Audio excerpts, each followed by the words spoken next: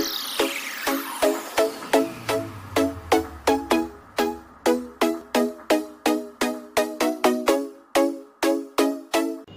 guys and welcome back to my YouTube channel. My name is Ishan Awasthi and guys आज हम लोग chapter 1 का part 2 cover करेंगे इस वीडियो में. So guys आज हम ये सारे टॉपिक्स कवर करने वाले हैं जिसमें से हमारा फर्स्ट टॉपिक है finding out about the craft production. मतलब उस टाइम पे यानी कि 2600 BC एंड 1900 CE तक कितना क्राफ्ट प्रोडक्शन हुआ था और कौन कौन सी साइट्स थी जहाँ पे क्राफ्ट प्रोडक्शन सबसे ज्यादा हुआ था. तो गाइस सबसे पहले हम चन्हूदारो की बात करेंगे क्योंकि इसको सेंटर ऑफ क्राफ्ट प्रोडक्शन भी कहा जाता है. यहाँ पे सबसे ज्यादा क्राफ्ट प्रोडक्शन हमें ढूंढने को मिला था. और हमें कैसे पता लगा? क्योंकि गाइस यहाँ पे सबसे ज्यादा क्राफ्ट वेस्ट था. मतलब क्राफ्ट प्रोडक्शन जब अगर आप भी क्राफ्ट वर्क करते होंगे तो आपको पता होगा क्राफ्ट में कितना वेस्ट होता है. सिमिलरली यहाँ की जो साइट्स थी इस साइट में काफी वेस्ट प्रोडक्ट्स पाए गए थे जिसकी वजह से आर्कियोलॉजिस्ट ने ये आइडिया लगाया था कि यहाँ पे क्राफ्ट प्रोडक्शन सबसे ज्यादा होता है. सो गाइस चन्हूदारो देखिए मैंने लिखा भी हुआ है devoted to craft production means it was completely devoted to craft production. यहाँ पे काफी सारे क्राफ्ट वर्क किए जाते थे just like bead making, shell cutting, metal working and weight making. मतलब ये सारे काम क्राफ्ट प्रोडक्शन के अंदर जो आते हैं ये सारे यहाँ पे चन्हूदारो में किए जाते थे. सबसे पहले हम देखते हैं बीड मेकिंग कैसे की जाती थी. ये बहुत ही यूनिक वे था, बहुत ही डिस्टिंक्टिव वे था. मतलब बाकी सारे वे से बहुत अलग था. अलग कैसे था? इसमें हम सबसे पहले स्टेटाइट का यूज करते थे. ये बहुत ही सॉफ्ट स्टोन होता है जिसका हम पाउडर फॉर्म में यूज करते हैं क्योंकि ये बहुत सॉफ्ट होता है तो ये मोल्ड करने में बहुत इजी रहता है. जिस भी फॉर्म में हमें इसे बनाना है हम उस फॉर्म में इसको मोल्ड कर लेते थे या जो भी हमें शेप चाहिए वो इससे आ जाता था. अब उसके बाद कार्नेरियन हमें बनाना होता था कलर के लिए तो हम येलो सब्सटेंस लेते थे, उसको हीट करते थे, मतलब उसको तपाते थे ताकि वो कलर अपना चेंज कर ले. उसके बाद उसमें हम नोड्यूल्स चिप्ड करते थे एंड उसके बाद finally flake into the fumes. उसके बाद फाइनली फ्लेक कर देते थे. जस्ट लाइक अगर हम घर पे केक बनाते हैं तो फाइनली हम उसको बेक कर देते हैं केक को कंप्लीट करने के लिए. सिमिलरली इसमें बीड मेकिंग में भी ये कंप्लीट प्रोसेस था जो कि था इन सब तरीकों से कंप्लीट होता है by the use of carnelian, steatite and nodules and finally flake to the final fumes. So guys उसके बाद क्या था? Shell cutting. शेल हमें कहाँ से मिलते हैं? शेल बेसिकली हमने देखा होगा मरीन लाइफ में काफी सारे जो एनिमल्स जो कि पानी के अंदर रहते हैं वो शेल्स के अंदर रहते हैं और वो शेल्स बहुत स्ट्रॉन्ग होती हैं. वो काफी सारे मटेरियल्स बनाने में भी यूज होती हैं. तो उन्हीं की कटिंग में उसको भी क्राफ्ट वर्क में as a craft work use किया जाता था शेल कटिंग को. उसके बाद है हमारा मेटल वर्किंग. मेटल से काफी सारे वर्क होते थे like dancing girl was one of the work from metal work. उसकी आईज आपने देखी होंगी हाफ ओपन रहती थी और वो ब्रोंज की बनी थी जिससे हमें पता चलता है कि ये भी मेटल वर्क का पार्ट था. और इयरिंग्स उस टाइम पे काफी ज्यादा प्रेवलेंट थी, वो भी मेटल वर्क का ही पार्ट था. अब गाइस वेट मेकिंग क्या था? ये एक यूनिफॉर्म वे ऑफ मेजरमेंट था. जिस तरह अगर हम आज के टाइम पे देखते हैं अगर कोई 10 kg का बार है तो वो अक्रॉस द कंट्री 10 kg का ही बार माना जाएगा. सिमिलरली उस टाइम भी उन्होंने एक यूनिफॉर्म वे ऑफ मेजरमेंट लिया था जिससे कि वो अपने जो भी चीजें थी उसको यूज करते थे यूनिफॉर्म वे में ताकि उसकी मेजरमेंट सेम रहे अक्रॉस द कंट्री. अब गाइस मैं आपको एक एडिशनल नॉलेज ये भी देना चाहूंगा कि चन्हूदारो जो कि क्राफ्ट प्रोडक्शन को कम्प्लीटली डिवोटेड था वो सिर्फ 7 हेक्टेयर्स के अंदर था. यानी 7 हेक्टेयर्स का ही था, बहुत कम था वो area in respect to Mohenjodaro जो कि मोर देन 125 हेक्टेयर्स था. स्टिल यहाँ पे क्राफ्ट प्रोडक्शन सबसे ज्यादा था. तो मैं ये बताने की कोशिश कर रहा हूँ कि क्राफ्ट प्रोडक्शन या फिर कोई भी प्रोडक्शन ऐसा नहीं है कि बहुत ही वास्ट एरिया तक ही लिमिटेड था. ये छोटे छोटे एरिया जो छोटी छोटी साइट्स हैं लाइक चन्हूदारो यहाँ पर भी काफी सारी यूनिक चीजें हमें ढूंढने को मिलती हैं जैसे कि craft production was one of them. So guys अब हमारा नेक्स्ट टॉपिक है strategies for procuring materials. Procuring का मतलब होता है बनाना या फिर ऑब्टेन करना. तो गाइस उनकी स्ट्रैटेजी क्या थी अब मटेरियल बनाने या ऑब्टेन करने के लिए? चलिए जानते हैं. मटेरियल्स फ्रॉम द सब कॉन्टिनेंट। अब गाइस जैसे कि हम आज की डेट में भी देखते हैं हम हर चीज़ अपने जगह पे या फिर अपनी कंट्री में ऑब्टेन नहीं कर पाते हैं, इस वजह से हमको काफ़ी सारी चीज़ें इंपोर्ट करानी पड़ती हैं। सिमिलरली फॉरेन कंट्रीज़ में वो काफ़ी सारी चीज़ें ऑब्टेन नहीं कर पाते हैं तो वो हमसे लेते हैं, हम एक्सपोर्ट करते हैं। तो गाइज ये जो इंपोर्ट एक्सपोर्ट होता है इससे हम अपना मटेरियल डेवलप करते हैं या ऑब्टेन करते हैं। सिमिलरली उनकी भी सेम पॉलिसी थी। वो क्या था, मटेरियल्स फ्रॉम सब कॉन्टिनेंट, मतलब कि अपने जो कॉन्टिनेंट के पार्ट्स थे उससे मंगाते थे और इवन वो इंटर कॉन्टिनेंट से भी मंगाया करते थे बाहर से। मतलब तो गाइस वो कहाँ से क्या मंगाते थे चलिए देखते हैं। For example Nageshwar and Balakot से वो मंगाते थे शेल्स, जो शेल कटिंग में यूज होते थे। उसके अलावा शॉटुघाई जो कि अफगानिस्तान का पार्ट है प्रेजेंट डे में, वहां से लपीस लजोली, ये लपीस लजोली एक ब्लू कलर का बहुत ही शाइनी स्टोन होता है जो बहुत प्रीशियस भी होता है।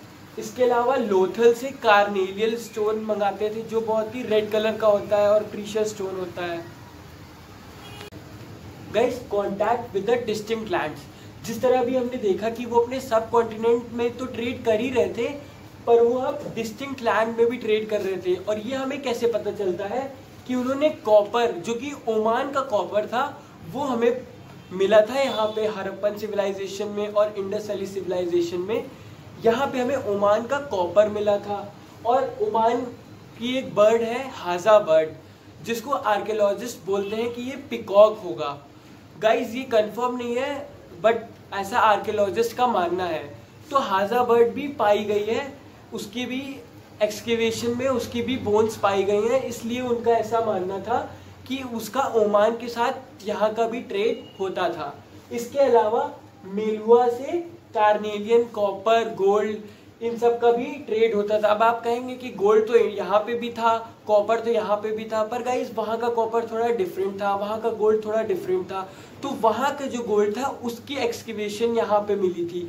इसका मतलब तो साफ हुआ कि वहाँ से हमारा इंपोर्ट एक्सपोर्ट होता था। तो ये गाइस हमारा था, ये जो दो material from the subcontinent और contact with the distinct lands है, इससे हमें पता चलता है वो कैसे प्रोक्योर करते थे मटेरियल्स, और ये थी उनकी स्ट्रैटेजीज। अब गाइस जो ये ट्रेड करते थे जो अपनी कंट्री में सब कॉन्टिनेंट में, और ये जो बाहर भी ट्रेड करते थे फॉरेन कंट्रीज में, उसमें वो करते कैसे होंगे ट्रेड। जैसे आज की डेट में ट्रेन्स हैं इतनी सारी, एरोप्लेन्स हैं, शिप्स हैं बड़ी बड़ी, तो उससे हम लोग इंपोर्ट एक्सपोर्ट करते हैं। बट उस टाइम वो कैसे करते थे, उस टाइम वो थ्रू रिवरीन रूट्स करते थे या फिर वो कोस्टल रूट्स के थ्रू करते थे। लाइक रिवरीन रूट्स में कैसे, इंडस एंड ट्रिब्यूटरीज जो थी उसके अलॉन्ग में जितनी भी रिवर्स थी वो उसके हिसाब से अपना ट्रेड करते थे। और उसके अलावा कोस्टल जो भी कोस्टल रूट्स थे, जो भी समुद्री रूट्स थे, वहाँ पे अपनी शिप्स भेजकर वो इंपोर्ट एंड एक्सपोर्ट किया करते थे। ऐसा एक्सकेवेटर्स का मानना है, ऐसा अपना आर्कियोलॉजिस्ट का मानना है। So guys our next topic is seal, scrap and weights. तो गाइस सील्स क्या होती हैं, जैसे हम आज की डेट में भी देखते हैं, जो भी हम सामान ऑनलाइन ऑर्डर करते हैं लाइक अमेजोन या फ्लिपकार्ट से, तो वो हमको सील पैक्ड मिलता है, जिससे हमें पता चलता है कि वो कहाँ से आया है और किसके लिए आया है।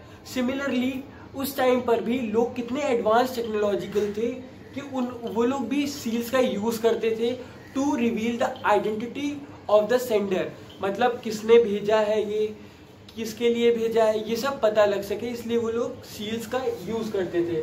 Seals and sealings were used for long distance communication to convey the identity of the sender. Okay, इसके बाद है एन एनिग्मेटिक स्क्रिप्ट। ये क्या है, a line of writing containing name and title of the owner. ये क्या है, ये जो सील्स हम भेजते थे उसमें एक एनिग्मेटिक स्क्रिप्ट होती थी जिसमें name and title of the owner लिखा रहता था to reveal the identity of the sender या फिर to reveal the identity of the receiver, ताकि हमें पता चल सके कि हमारा जो इंपोर्ट एक्सपोर्ट हो रहा है वो किसके बीच में हो रहा है। इस वजह से हम ये यूज करते थे। उसके बाद है हमारा एनिमल मोटिव्स। अब गाइस काफी सारे लोग ऐसे भी थे जो कि पढ़ना लिखना नहीं जानते थे या फिर वो साइंस समझ नहीं पाते थे, तो फिर उनके लिए क्या था, एनिमल्स मोटिव्स बनाए जाते थे। मतलब कि एनिमल्स एक इस प्लान्ड वे में डिजाइन किए जाते थे कि अगर ये वाला एनिमल है तो ये पर्टिकुलर पर्सन ने भेजा होगा, ताकि वो अगर वो पढ़ भी नहीं पाता है फिर भी वो समझ जाए, उसको ये पता चल जाए कि किसने उसके लिए भेजा है। तो इसलिए एनिमल मोटिव्स का भी यूज होता था।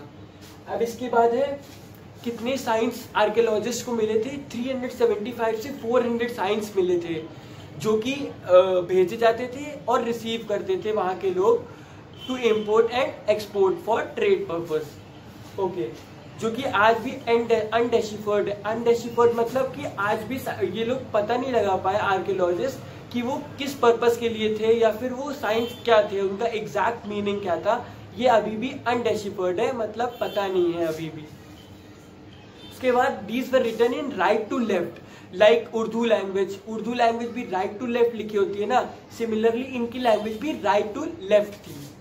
इसके अलावा नॉन अल्फाबेटिकल, मतलब कि मैंने बताया भी कि ये लोग साइंस यूज करते थे ना कि अल्फाबेट्स, तो ये साइंस यूज करते थे।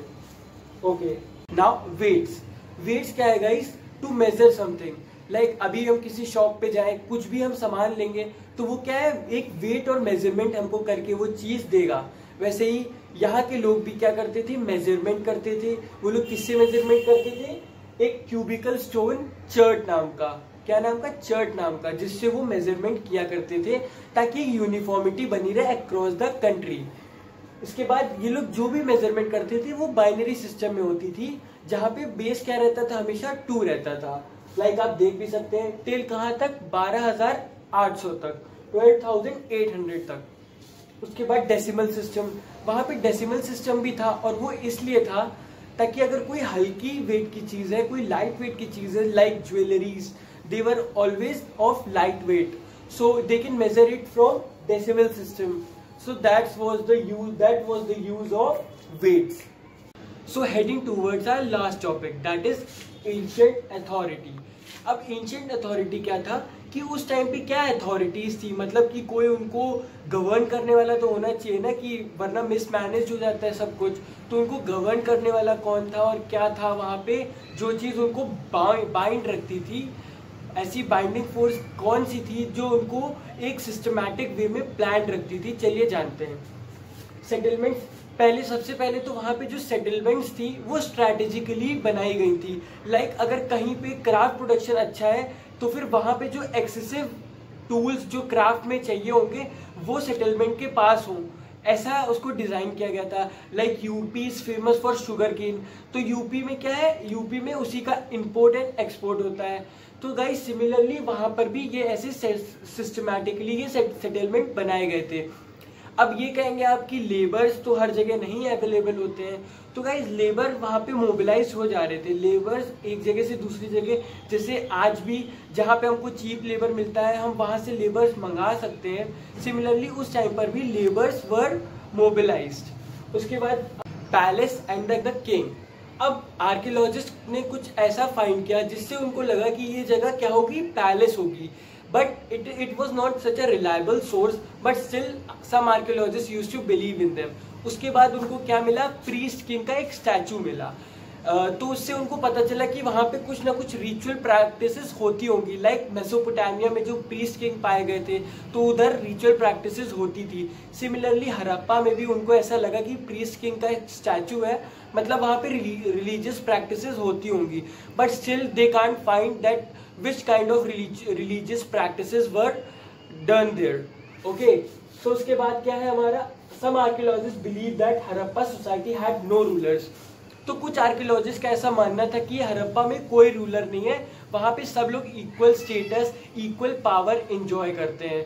तो ऐसा कुछ आर्कियोलॉजिस्ट का मानना था, और कुछ का ऐसा मानना था कि वहां पे एक रूलर नहीं है बल्कि कई सारे रूलर्स हैं। लाइक इंडिया में अगर हम बात करें, पहले देखते थे कि राजा, अगर कोई पर्टिकुलर, पहले एक राजा होता है, उसके बाद सम्राट होता है, उसके बाद चक्रवर्ती सम्राट हो गया।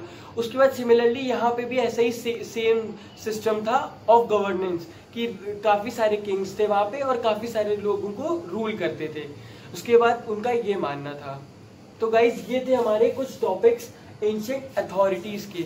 सो गाइज इसी के साथ हमने आज का ये जो पार्ट बी है वो खत्म कर लिया है। और गाइज आई होप आपको वीडियो समझ में आया होगा, और आपको अगर इस वीडियो की रिगार्डिंग कोई भी प्रॉब्लम है या चैप्टर के रिगार्डिंग कोई भी प्रॉब्लम है, you can ask your question in the comment section and don't forget to like share subscribe